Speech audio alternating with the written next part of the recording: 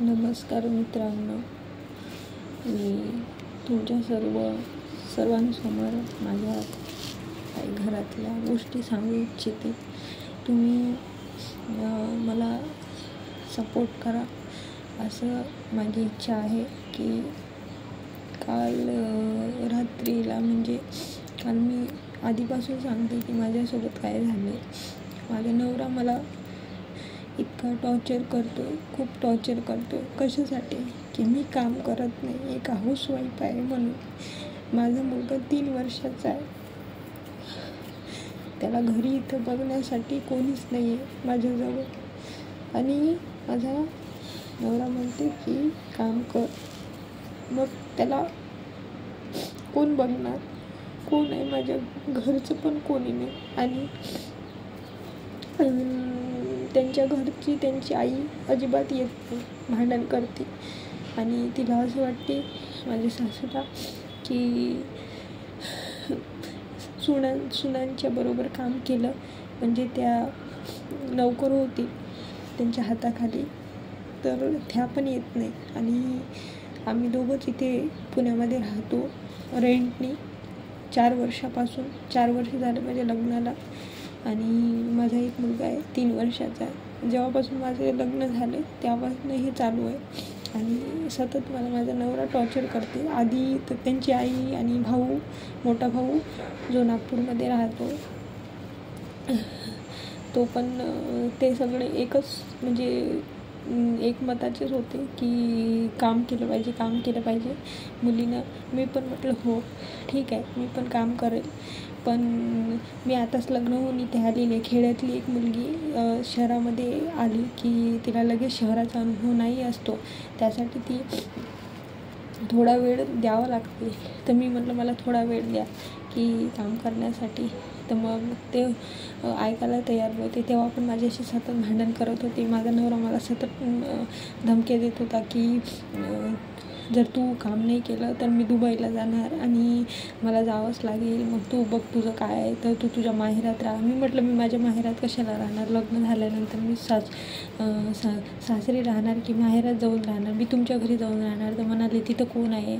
मी म्हटलं अरे तिथं कोणी असू का नसू, तुमची आई आहे, तुमचे बाबा आहे, तर मी तर राहणारच तिथं. तरी पण ते माझ्याशी भांडण करत होते आणि टॉर्चर करत होते. त्यांचा भाऊ पण मला टॉर्चर करत होता. म्हणत होता की तो तुला कामाला लावणार आणि तुला काम करावंच लागल. असं करता 1 वर्ष झालं. मग मी प्रेग्नेंट राहिले. त्याच्यानंतर पण त्यांचं टॉर्चर सुरूच होतं.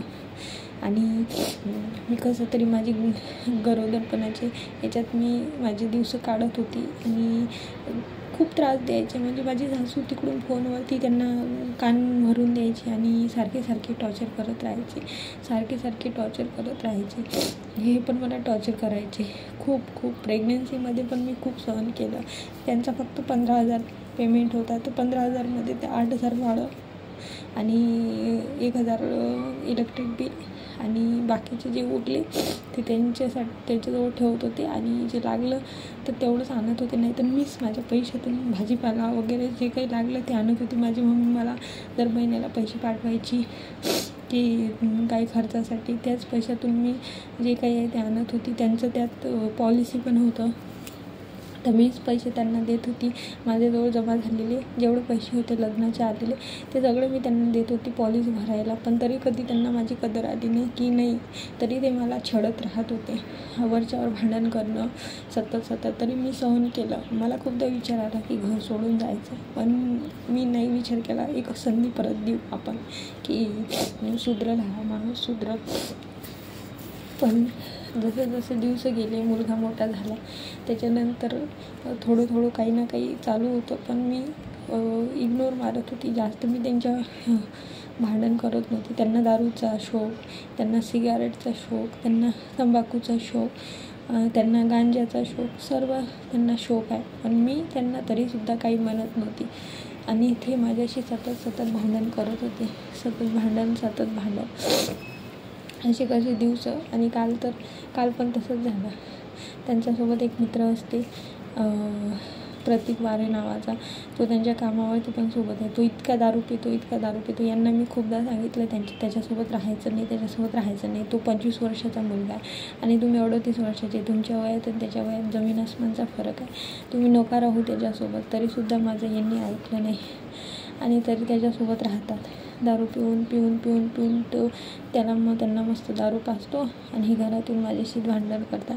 काल पण त्यांनी एवढं भांडण केलं की मला एवढं मारलं, हे तर पूर्ण चेहरा सुजला आहे. म्हणून मी तुम्हाला दाखवू शकत नाही चेहरा, नाहीतर कसं आहे नाही दाखवू शकत, सॉरी. पण अशा ज्या हाऊसवाईफ आहेत त्यांच्यासाठी हा खूप महत्त्वाचा मुद्दा आहे की लग्न करा, पण विचार करून करा. अशा घरात करू नका की तिथे तुम्हाला कामासाठी टॉर्चर केले जाणार. मला सतत टॉर्चर होते की तू घराच्या बाहेर जात नाही, घराच्या बाहेर जा आणि काम कर. मी काम करू शकते, पण मला एकच समजते की मी जर काम केलं तर माझ्या मुलाला कोण बघणार. पाळणा घरमध्ये जरी टाकलं तरी म्हटलं पाळणा घरमध्ये कसे वागवतात, मुलांना मारतात. माझं पण मन नाही होत आणि माझ्या आईला मी ठेवू शकत नाही. तिकडं पण माझी भाची आहे लहान, तिला वागवायचं असते. तर मी माझ्या घरच्यांना त्यांना म्हणते तुमच्या आईवडिलांना आणा इथं बघण्यासाठी, तर त्यांचे आईवडील येत नाही.